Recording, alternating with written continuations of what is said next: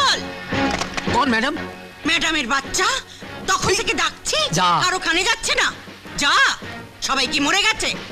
আইগা না, চইলা গেছে। চলে গেছে মানে? মানে আমারে আর খেন্তিরে রাইখা আর সবাইরে ছাড়াইয়া দিছে। ছাড়িয়ে দিয়েছে কে? ওই ওই ইয়ে আমি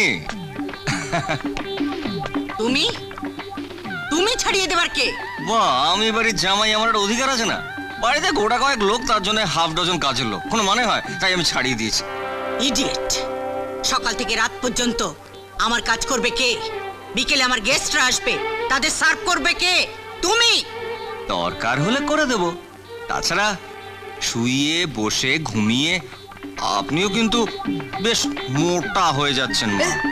ঘরের কাজ করুন, দেখবেন শরীরটা বেশ ফিট হয়ে যাবে। ঘরের লোক ঘরের কাজ করবে, এতে লজ্জা কিসে? এই বাড়ির লোক নিজে হাতে কাম করে না। এই চপ চমচম।